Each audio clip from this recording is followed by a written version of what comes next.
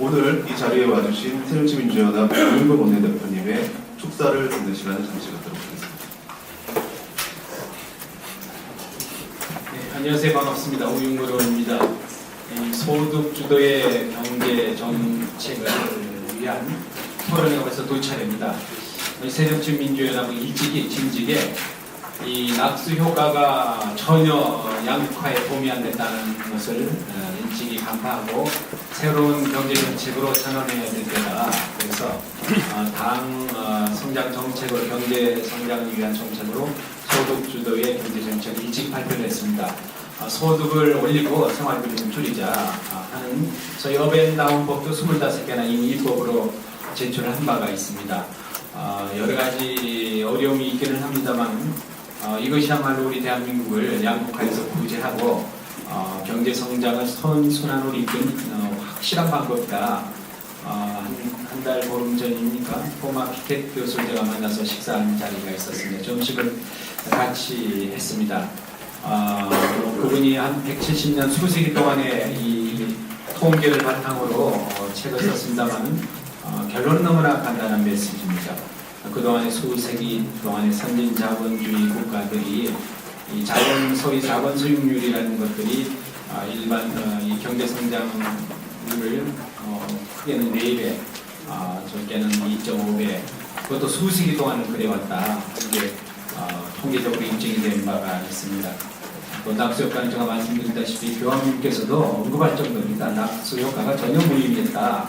이 물통에 물을 받아서 마른 대지를 적실 줄 알았더니 또 다른 물통을 받아둔 거 아닙니까? 삼해유거라는 이름하에 대지는 여전히 메마르고 그래서 이 주머니를 직접 채우는 정책을 입법으로 하기 위한 자리.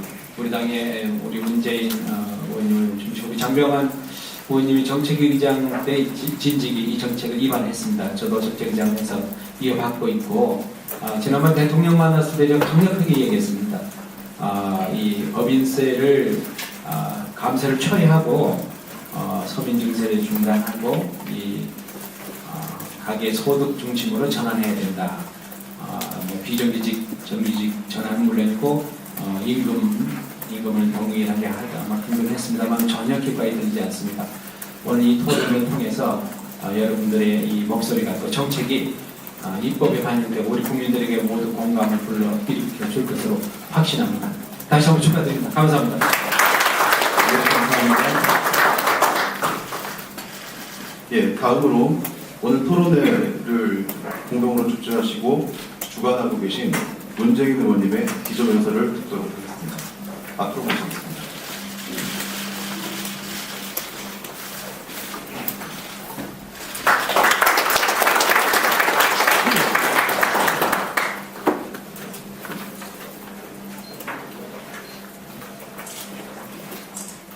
네, 반갑습니다. 오늘 이 소득주도 성장에 관해서 국회에서 두 번째 열리는 토론입니다. 그 앞에 두 분의 전문가 간담회가 제가 이 소득주도 성장을 대안적인 그런 성장 담론으로 주장할 때 지난 대선 때 그 이후에 최근에 최경환 부총리까지 비판을 할 정도로 결과가 확산되고 있어서 발표를 했습니다. 다만 아직은 말뿐인데 그래서 그치지 않고 국가 정책으로 실천하게 결정하는 것이 우리의 과제가 아닌가 싶습니다. 토론에 함께 해주시고 그다음 이 토론회를 함께 준비해 주신 우리 장병환 의원님, 공동학 의원님, 그리고 발제자와 토론자로 참여해 주시는 정의당의 김영배 의원님 아주 감사드립니다. 제가 오늘 인사 말씀만 아니라 기조 연설을 하게 돼 있어서 준비를 해왔습니다. 오늘 토론회는 소득주도 성장의 구체적인 방안을 준비해서 국민들께 제시한 자리입니다. 우리 모두는 풍요롭고 정의로운 삶을 합니다. 그러자면 꼭 필요한 것이 성장입니다. 성장 없는 풍요와 경제 정의는 이루기가 어렵습니다. 그런데 진보는 성장에 능하다거나 또는 성장을 소홀히 한다는 그런 핑계도 있습니다. 물론 사실이 아닙니다. 김대중 정부와 노무현 정부의 경제 성적이 김영삼 정부와 이명박 정부보다 월등 좋았던 것이 그 정도입니다. 우리는 경제 성장의 성과를 일부가 독점하는 그런 잘못된 성장 전략을 반대할 뿐입니다. 성장에서도 유능한 진보가 되어 정부를 맡겨도 안심할 수 있는 제도로 국민의 신뢰를 받는 것이 우리의 목적입니다.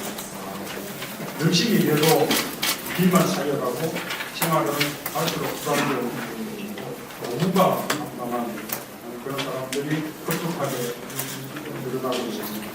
지금까지 세계 경제와 우리나라 경제를 끌어왔던 신자유주의적 성장 전략이 실패했다는 증거입니다.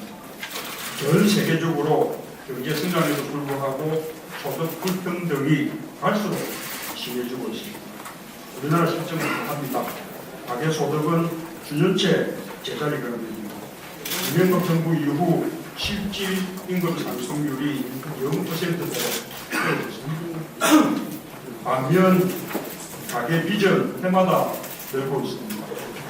작년에 가계 부채가 1,000조를 돌파하더니 지난 6월 말 현재 1,010조가 우리나라 가계 부채 증가 속도가 OECD 국가 중에서 가장 빠릅니다. 그런데도 박근혜 정부는 여전히 시장 만능주의 성장 전략에서 벗어나지 못하고 있습니다. 경제 민주화와 복지 공약을 파기하고 그 자리를 규제 완화가 대신하고 있습니다. 최근 최경환 부총리가 가계 소득을 정대시키겠다고 해서 기대를 걸어봤지만 알뿐이 없고 실제로는 부채로 성장을 바치는 경제 정책을 밀어붙이고 있습니다. 박근혜 정부의 부채 주도 성장은 지속 불가능한 성장 전략입니다. 빈대에서 집 사고, 빈대에서 소비하고, 빈대에서 소비하면 투자하면 그 비결은 결국 하산입니다. 부채를 기반으로 경제 활성화를 도모하는 것은 잠시는 달콤할지 모르지만 결국은 다음 정부도 폭탄을 끌어올리는 무모한 짓입니다. 더구나 외부 경제 환경도 급격히 나빠지고 있습니다. 미국이 양주 완화를 마감하고 금리 인상을 단행할 예정입니다.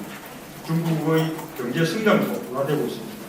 EU, 일본, 미국 모두 돈을 틀어서 경제 활성화를 추진하고 있기 때문에 원화 가치 상승으로 수출도 어려움이 예상됩니다. 이대로 가면 우리 경제 아주 위험합니다. 이제는 우리 경제의 성장 패러다임을 근본적으로 전환해야 합니다. 사람들의 소득을 늘려주는 사람 중심의 경제 성장 전략으로 가야 합니다. 그것이 바로 소득주도 성장입니다. 가계의 가처분 소득을 높여줘서 중산층과 서민들을 살리면서 내수 기반의 성장 동력을 높이는 것입니다. 즉, 더 쓰는 성장 전략입니다.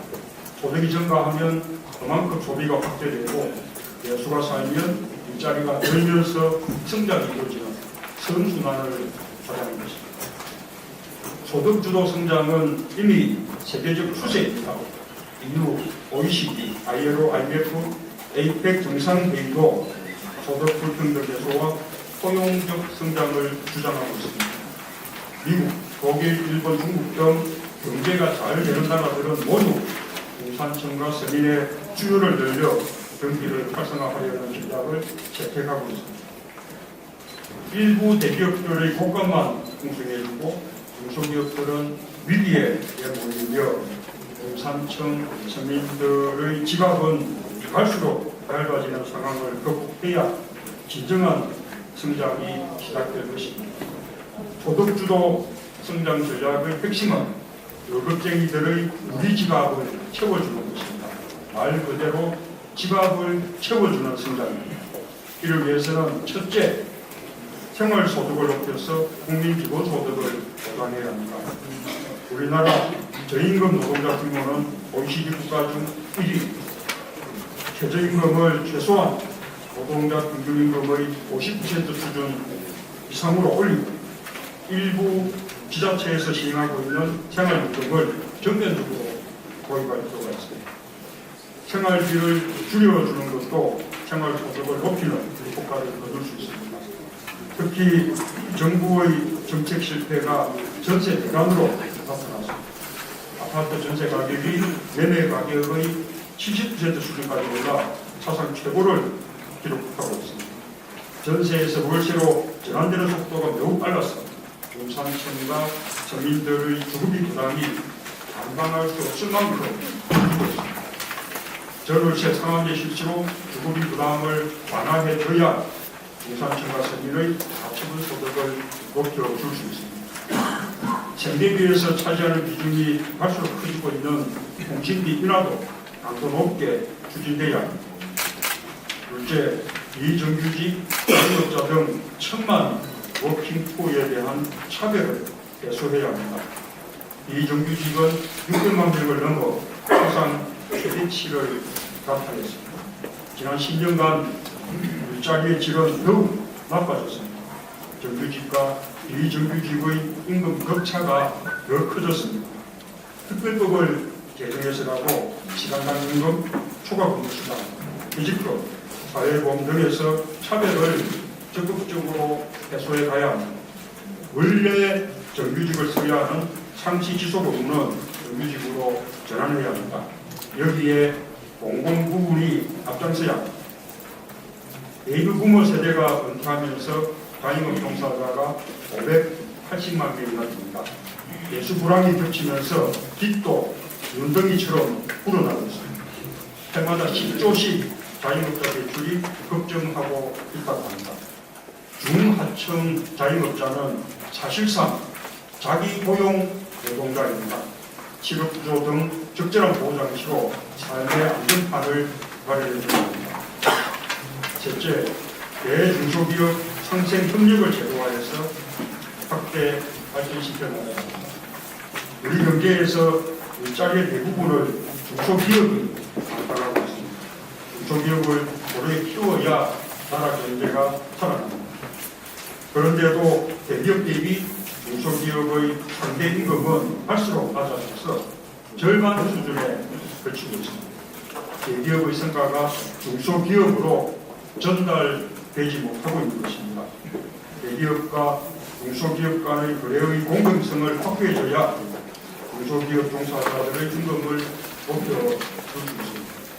대중소기업 상생 능력을 확대 발전시키려면 성과공유제와 이익공유제를 더욱 확산시키고 제도화해야 합니다. 특히 이익공유제는 대기업의 지혜에 맡길 것이 아니라 법적 근거를 마련하고 공기업이 선도해 나가도록 그렇게 제도화해야 합니다.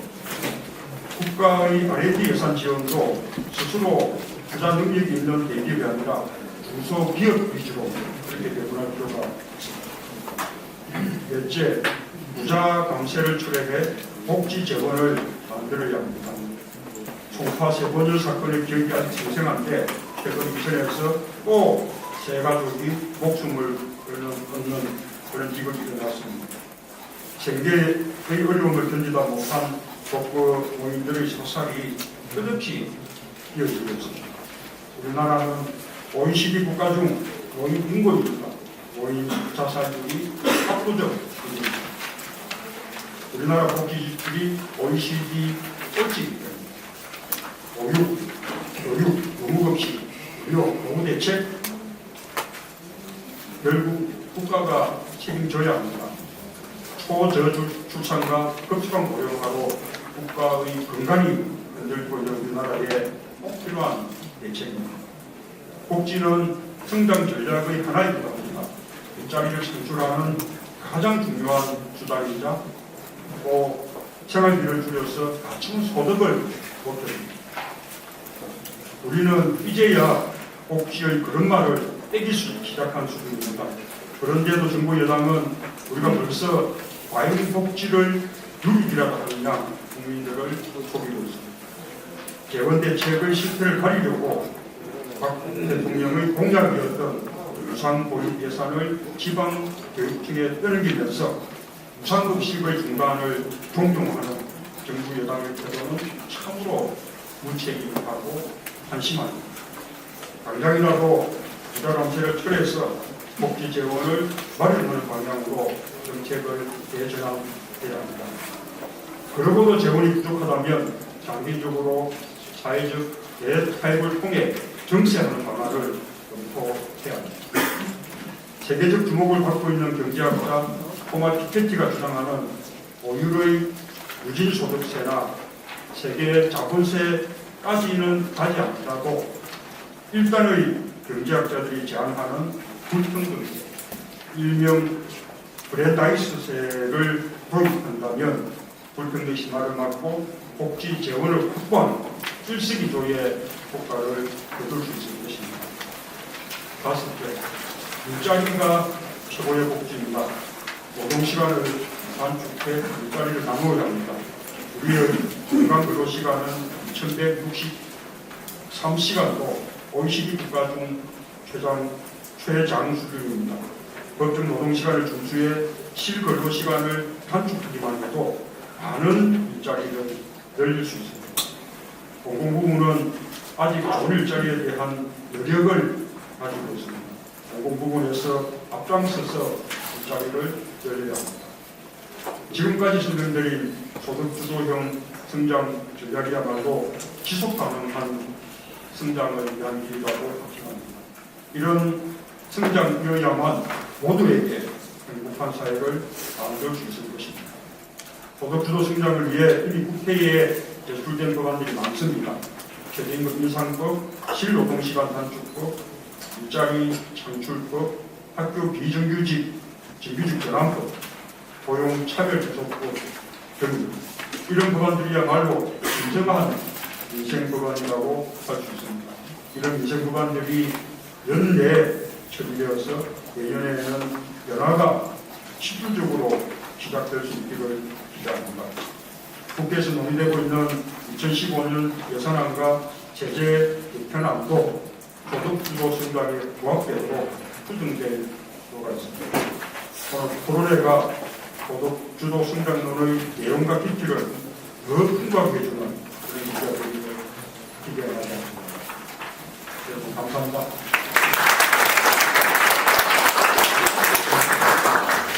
네, 감사합니다. 장관 교회입니다. 시간이 많이 진행됐기 때문에 국채 주도 성장에서 소득 주도 성장으로의 전환과 관련 토론회를 시작하도록 하겠습니다. 먼저 토론회에 앞서 오늘 참석해 주시는 발제자와 토론자분들을 소개해 드리도록 하겠습니다. 먼저 첫 번째 발제를 맡아주실 부경대학교의 홍장표 교수님입니다. 다음으로 두 번째 발제를 맡아주실 인하대학교의 강병유 교수입니다. 다음은 토론자들을 소개해 드리겠습니다. 전반적인 경제정책과 관련돼서 말씀해 주실 민주정책연구원의 우석훈 부원장님이십니다. 다음은 비정규직과 관련해서는 한국비정규직 노동센터 이낙준 소장이 말씀해 주셨는데 조금 늦으신 분 오시는 대로 소개해 드리겠습니다. 다음은 중소상인 관련해서 말씀해 주실 민태현 전국교통상인연합회 회장님을 소개해 드리겠습니다. 다음은 지금 자치단체에서 시행하고 있는 생활인문으로 관련하여 김영배 성북구청장님이 말씀해 주셨습니다. 끝으로 조합적으로 우리 은수미 국회의원께서 말씀해 주셨습니다. 오늘 토론에 비정규직과 관련해서 말씀해 주실 비정규직 노동센터 이낙준 소장님입니다. 오늘 토론의 발표는 먼저 소득주도 성장 정책 과제를 주제로 홍장표 부경대 교수님께서 발표를 해주시고 다음으로 소득주도 성장을 위한 세대 재정 정책에 대해서 강병구 이낙연 교수님께서 발표를 해주시겠습니다. 발제자 두 분께는 각각 20분의 시간을 드리도록 하겠습니다. 네, 그럼 먼저 홍장표 교수님께서 발제를 해주실 텐데요.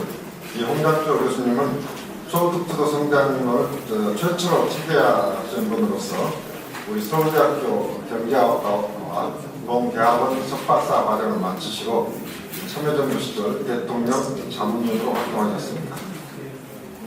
현재는 부경대학교 경제학부 교수 재직 중이십니다. 네, 홍 교수님 발제를 듣도록 하겠습니다. 예, 안녕하십니까. 부경대학교 홍장표입니다.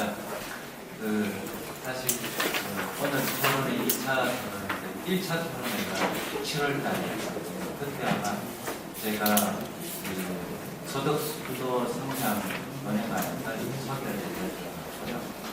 그 이후에 지금 오늘 2차 토론회 그 사이에 최경환 부총리가 소득주도 성장이라는 그런 정책을 가지고 오늘 저를 좀 이렇게 말씀드릴 사항은 소득주도 성장이 뭐냐라는 말씀을 하고요. 그 다음에 사실 이제 소득주도 성장 관련돼서 국제적으로 많은 논의가 있었는데 국내에서 최경환 부총리가 했던 소득주도 성장은 뭐가 문제냐, 왜 그것이 무리만 소득주도 성장이냐라는 비판을 받고 있느냐, 그 부분과 관련된 말씀을 좀 드리고요.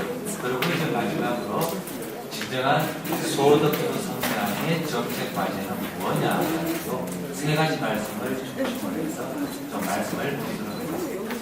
사실 오늘 제가 별도의 파워포인트 자료를 준비해 왔는데 자리가 마땅치 않아가지고 그냥 유인물 보면서 말씀을 드리도록 하겠습니다.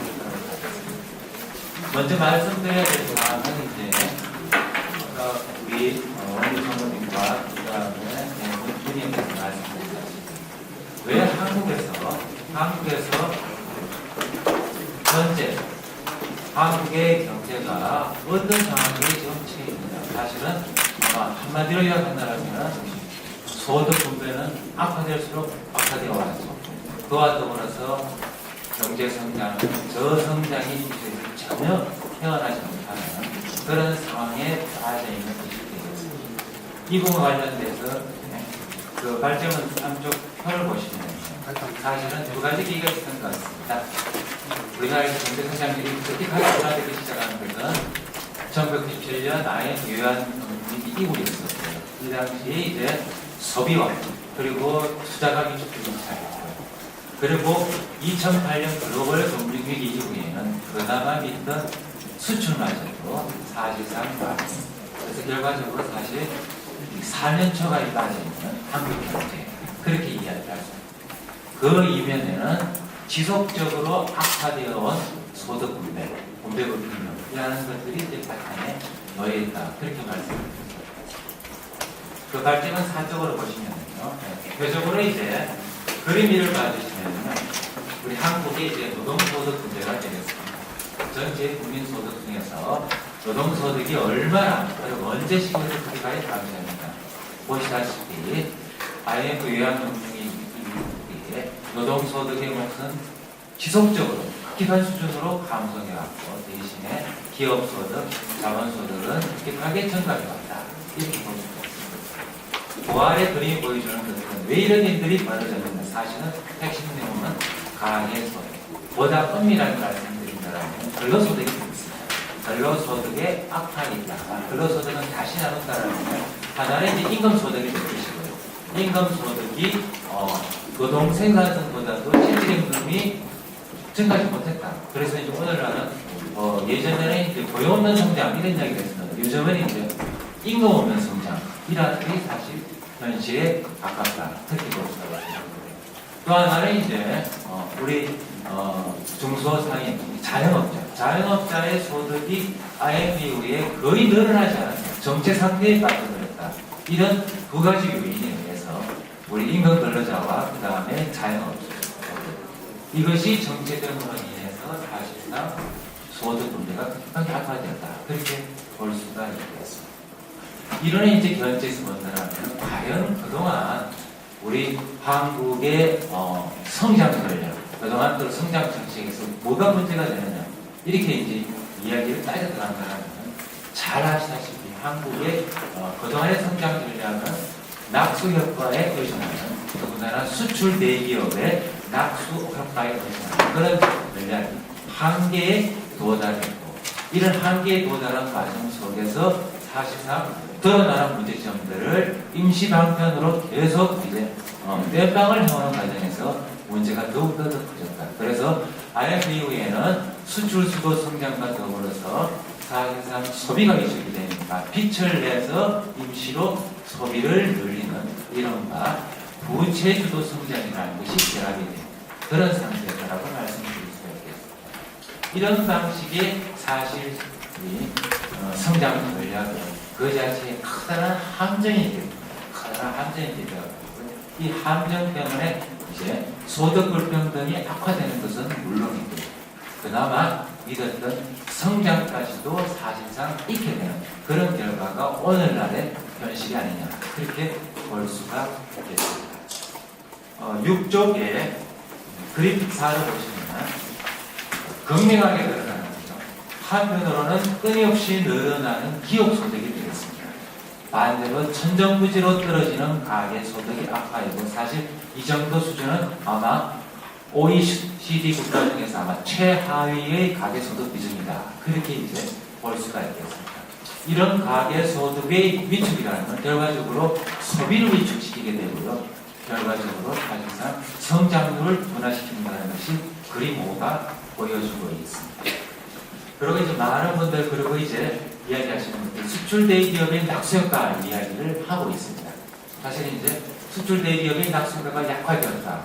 과연 이게 왜 약화가 됐을까? 그리고 그 실상은 어떠할까라는 것들을 이제 몇 가지 이제 사실은 이제 빅데이터를 이용해서 계산한 결과를 이제 간단하게 보여드립니다. 우리 한국에서 수출 대기업 하면은 이제 뭐 전차원다 이렇게 이야기해요. 거기다가 이제 조선 이렇게 들어서 주요한 대기업들이 한국에 차지하는 비중이 굉장히 크다.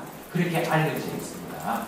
자, 이걸 빅데이터를 이용해서 분석을 한번 해보면 이런 실정이다라는 것들을 보여주고 있습니다. 8쪽부터 보시면 8쪽 보시면은 우리 9개 잘 아시는 9개 수출 대기업, 제조 수출 대기업과 실제로 우리 한국의 기업들이 거래 관계에서 얼마나 엮여져 있느냐 숫자로 보면 굉장히 많습니다. 이 샘플 자체가 5만 5천 개 정도 되는데 그 중에 걸려져 있는 직간접적으로 이제 납품 관계인데 제일 마지막 보시면 합계 보시면 26.6% 이렇게 나옵니다. 그러니까 한국 기업 중에서 4개 중에 1개는 부대 수출 제조 기업과 관련된 있다는 얘기가 되겠습니다.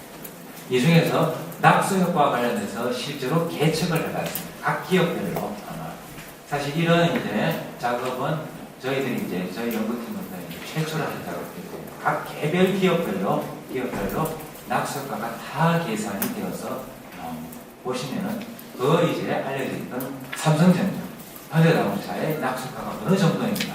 생산 유발 효과를 보시면요. 대체로 보시면은 1차 협력업체, 2차 협력업체, 그리고 일부 3차 협력업체까지 가면 끝이라는 얘기가 있습니다. 그리고 많은 경우에 삼성 그리고 현대그룹의 경우에는 많은 경우에 자기 계열사의 유발 효과가 많이 떨어진다라는 것을 보여주고 있습니다. 마찬가지로 오른쪽에 있는 표는 고용 유발 효과를 계산하는 겁니다.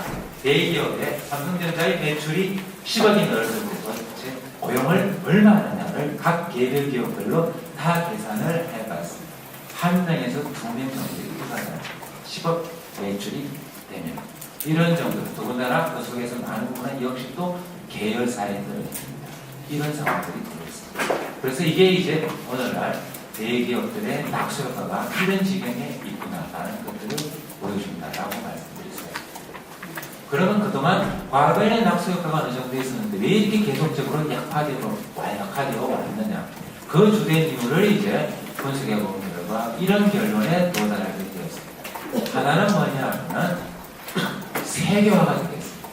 우리의 글로벌 기업들이 글로벌화가 돼가지고 해외에다가 대부분 공장을 가지고 그 다음에 일자리를 만들어내고 있고 국내에는 계속 줄이고 있다.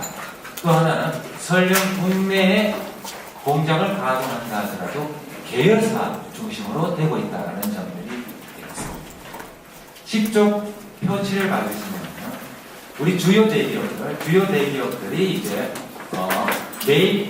백을 매입한다라고 얘기했을 때 그중에 해외 계열사에서 얼마나 매입하느냐.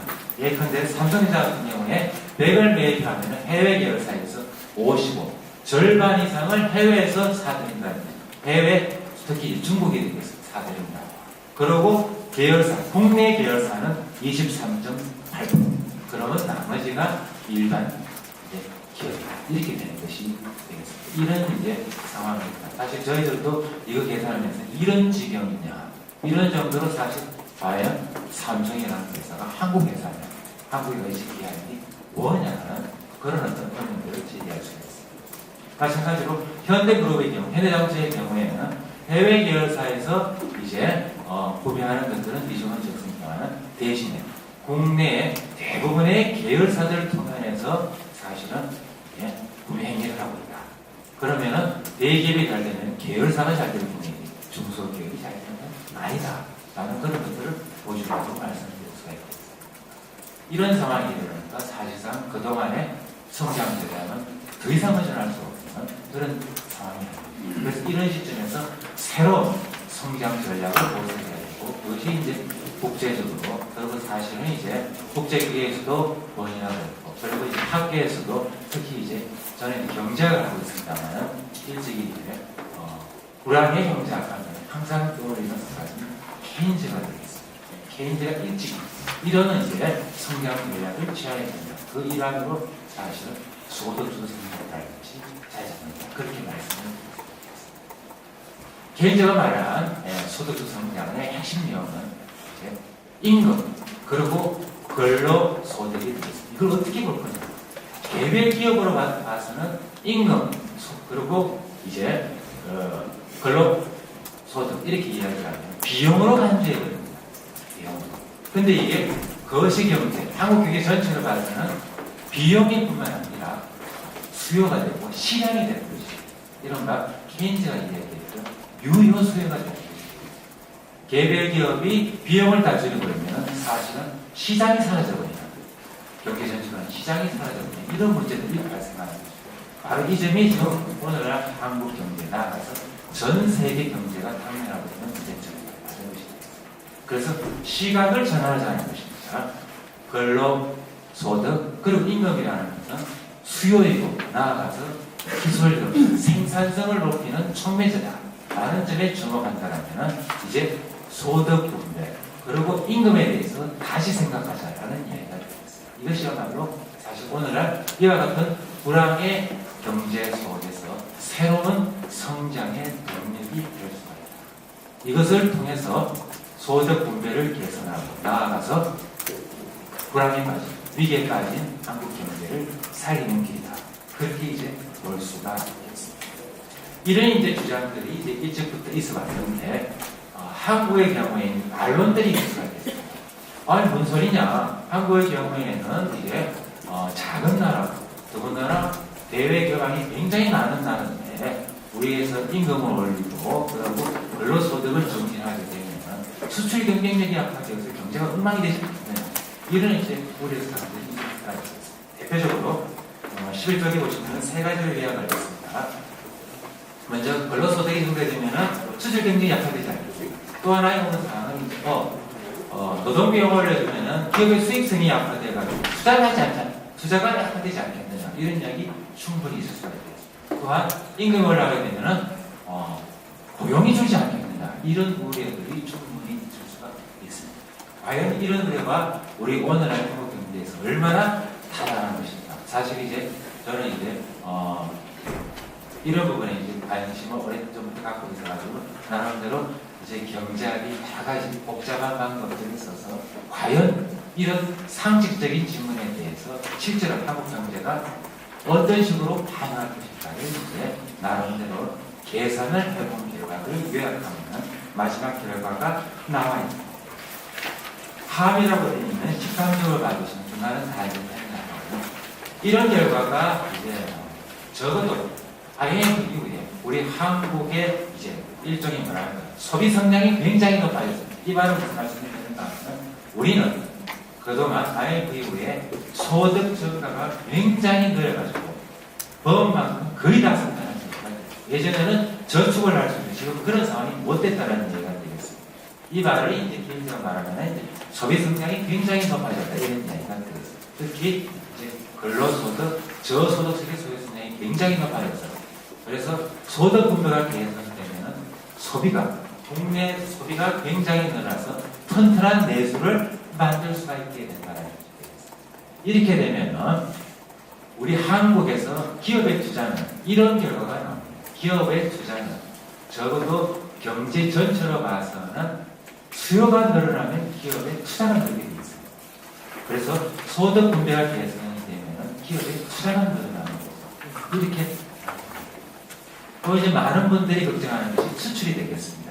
수출을 많이 걱정하시는데 임금비가 올라가면은 국제 경쟁이 약화돼서 수출이 줄지 않겠느냐. 예상과 다른 결과가 나왔습니다.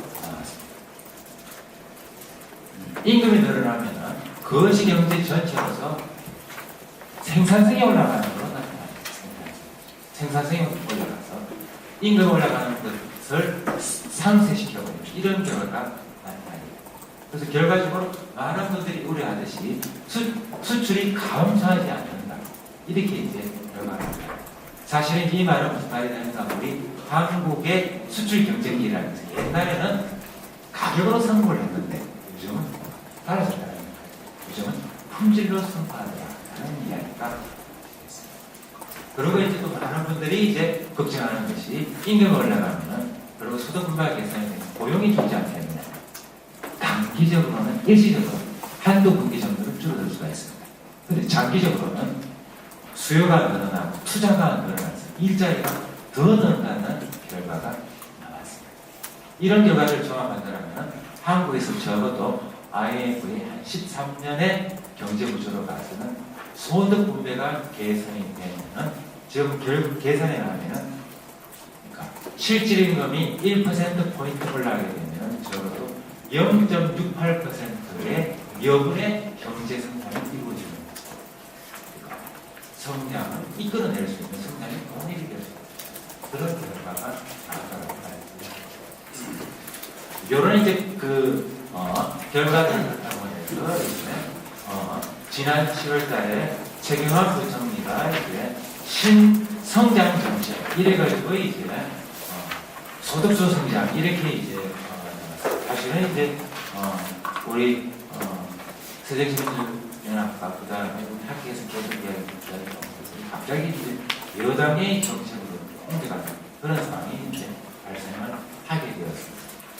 잘 아시다시피 내용은 잘 아실 거고요. 내용은 기본적으로 내수시장을 활성화하고 그 방안으로서 가계소득 정대 3대 패키지 이렇게 이제 나왔습니다. 그리고 더불어서 끼워넣기로 주택시장 활성에 이렇게 들어와 있습니다. 일단 발상의 전환이 이루어졌다는 면에서는 긍정적으로 평가할 수가 있습니다. 왜냐하면 그동안의 낙수 효과에 의존하는 선성장 구급의 정책을 안 하겠다라고 선언을 했으니까. 근데 실제로 제시한 정책 수단을 보면은 이거는 소득주 성장과 무관하다는 것이 되겠습니다. 구체적으로 말씀드리면 15쪽에 보시면 일단 소득주도 성장론이 비판하고 있는 부채주도 성장을 오히려 강화시킨 것이다 하는 것이 되겠습니다. 이런 말 빛을 내서 소비를 하라는 것이 더 강화가 되었습니다. 그래서 얼마 전에 이제 DTI LTV 규제하는 뿐만 아니라 이자율까지 인하해서 부채주도 성장을 더 붙이고 있는 그와 같은 모습들은 오히려 역행하는 모습이다라고 이야기했습니다. 그 다음에 가계소득정책세제는 이거는 사실은 족보에도 없는 정책이다라고 이제 말씀을 드리겠습니다. 실제로 족보에도 없을 뿐만 아니라 시효성 자체도 거의 없을 것이다라고 판단을 할 수가 있습니다. 대표적으로 근로소득정책세제는 임금 상승을 세액공제를 통해서 한다는 것은 어느 나라에서도 이런 정책을 쓰지 않는다. 왜냐하면 평가가 없기 때문에 한다는 것이 되겠습니다. 두 번째 기업소득관리세제는 더더욱이 의문시되는 특히 사내 유보금 과세라는 걸로 기업 투자를 유치한다. 우리 앞에서 제가 말씀드렸듯이 기업 투자는 유보금이 많으냐 적으냐에 따라서 반영하지 않는다. 오히려 한국의 투자는 오로지 수요에 반영합니다. 전혀 실효성이 없다. 더 나아가 가장 큰 문제점으로는 배당 소득 증가에 세대는 이거는 오히려 소비를 더욱 악화시키고 이런 이야기를 할 거예요. 실제로 배당 소득이 가계 소득의 생산을 비중은 1.9%에 불과하고요. 소비 증진 효과는 전혀 없는 그런 정책이라고 말씀드립니다. 결론적으로 말씀드리자면 정책 타깃이 완전히 보조적인 것이다. 그리고 사실은 타깃은 가계소득, 그 중에서도 핵심은 근로소득입니다. 근로소득을 어떻게 정리시키느냐가 사실은 핵심 키포인트가 되어야 되는 것이고, 실제로 그 16쪽에 나와 있는 국제기구 그리고 중국에서 하고 있는 정치하고는 전혀 다른 것이다라고 말씀드릴 수 있습니다. 먼저 국제기구에서 특히 ILO나 UNCTA에 대해서 이제 제안을 일찍부터 글로벌 금융위기 이후부터 계속적으로 새로운 성장 정책으로서 세 가지 모델을 제안해 왔었습니다. 기본적인 내용들은 노동소득, 근로소득을 올리는 것이 기본 바탕이 되겠습니다. 이 가운데 이제 소득주도가 포함되어 있는데요. 그 속에는 이제 소득주도는 임금주도에서 이제 한 단계 더 나아갈 것이라고 보시면 되겠습니다. 임금주도는 근로소득을 높이는 것이라고 이야기하면 소득주도는 여기에다 뭐까지 포함시키느냐 하면 자영업자 소득까지 포함시키는 겁니다. 그래서 한국의 경우에는 임금주도에다가 나아가서 자영업자 소득까지 포함시키는 거다라고 보시면 되겠습니다. 이런 쪽의 정책 공부들을 해왔다라고 보시면 됩니다. 사실 글로벌 금융위기에 가장 본격적이고 가장 그리고 전격적으로 소득주도 성장 정책을 채택한다는 이웃 중국이 되겠습니다. 중국에서 대대적으로 사실은 소득주도 성장 정책을 가장 선도하고 있다고 말씀을 드리고요. 중국은 이제 글로벌 금융위기 이후에 2011년부터 실질적으로 보시다시피 12차 5개년 계획에서 야심찬 그리고 실제로 중국은 사실상 이것이 아마 지속적인 성장을 담은 유일한 대안이라고 평가를 하고 있습니다. 거기에 내용 보시면 핵심 내용은 가계소득 그리고 노동소득이 되겠습니다. 노동소득을 정리시키는 것이고 그 핵심 정책들은 최저임금을 연간 계속해서 20%씩 올리는 것 그리고 5년 사이에 실질임금을 2배 올리는 것 그리고 실질임금을 올리기 위해서 노동조합의 협상력을 강화시킵니다. 그리고 이것은 이제 맞추면 사회보장제도를 강화합니다. 그래서 아마 가장 전형적인 소득주도 성장 정책을 중국에서 지금 본격적으로 수행하고 있다. 그렇게 보겠습니다. 이런 방향으로 생각한다면 기본적인 방향이 얼마나 저희와 정부가 하고 있는 소득주도 얼마나 사회인가라는 것들이 이제 드러난다라고 이제 보시면 돼요. 그래서 이런 맥락에서 본다면 소득주도 성장의 기본적인 방향은 크게 18세부터 19세까지 크게 네 가지로 이야기해 주실 수가 있겠습니다. 문혜영께서도 많이 하셨지만 기본 내용이 핵심 내용은 근로소득 그리고 생활소득의 정진이라는 것이 중요한 내용으로 잡혀져야 될 것이고 그와 관련돼서 기본적인 정책들 소득 최저선을 구성하는 다양한 정책들을 사실은 해야 되고 뿐만 아니라 우리 한국의 경우에는 이제 정규직, 비정규직 사이의 문제와 관련된 특히 비정규직의 정규직뿐만 아니라 비정규직의 근로조건들을 개선하는 그와 같은 이제 정책들이 대단히 중요하다라고 이제 말씀을 드릴 수가 있겠습니다. 그리고 두 번째 20쪽에 나와 있는 과제 2와 과제 2가 관련된 한편으로는 일자리 사업 그리고 그와 더불어서 중소기업의 고용의 질을 개선하는 대기업뿐만 아니라 중소기업의 고용의 질을 개선하는 그래서 이제 우리 청년들도 쉽게 중소기업이 좋은 일자리를 찾아갈 수 있겠다 그와 같은 정책들을 만들어야 될 것이다. 그 다음에 과제 3에서 이야기가 주로 중소기업과 영세 자영업자의 소득 그리고 중소기업 노동자들의 소득을 정진시킬 수 있는 그와 같은 방안들이라는 것들을 이제 마련하지 않을까. 관련돼서 여러 가지 방안 중에서 중소기업이나 우리 소상공인들의 일종의 협상력이랄까요? 교섭력을 강화시키는 이런 어떤 특단의 방안들이라는 것들이 필요하고요. 그리고 대기업의 이익들을 중소기업들 운영하는 중소기업 근로자로 이어지는 이른바 이공유제라는 것들을 이제 시행하는 그런 과제가 남아있지 않습니다. 그리고 그렇게 말씀을 드렸습니다.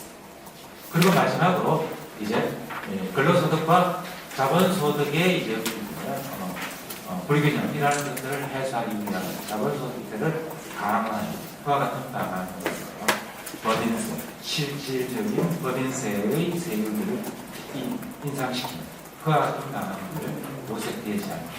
그런 말씀을 드리겠습니다.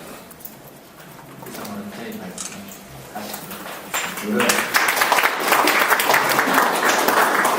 생각표였습니다. 박재 감사합니다. 홍 교수께서는 이 저성장과 양극화 심화로 실험하고 있는 우리 경제의 수출 대기업 위주 성장 정책이 한계에 도달해 있음을 지적을 하셨고, 노동소득과 총수요가 거시경제에서 갖는 긍정적 역할을 강조하시면서 소득 분배와 성장의 선순환을 가져올 수 있는 소득주도 성장 모델이 기업의 투자 촉진 그리고 우리 수출 경쟁력의 중장기적인 향상 그리고 고용의 증가를 가져온다는 점을 강조하셨습니다. 그러나 최경환 경제팀은 정책의 어떤 실효성이 이미 상실된 신자유주의적인 부채주도 성장을 강화하고 있고 실효성 없는 가계소득 증대 세제를 제시하는 등 정책 타겟을 잘못 잡고 있다는 문제점도 지적하셨습니다. 소득주도 성장 전략의 정책 방향으로는 근로소득 중심의 소득주도 성장과 또 좋은 일자리 그리고 비정규직의 근로조건 개선 등 고용주도 정책의 어떤 밸런스 믹스를 좀 제시하셨습니다. 그리고 구체적 과제로 근로소득의 증진 그리고 일자리 창출과 고용의 질 개선, 중소기업 그리고 영세 자영업자 소득 증진, 끝으로 자본소득세 강화 방안을 제시하셨습니다.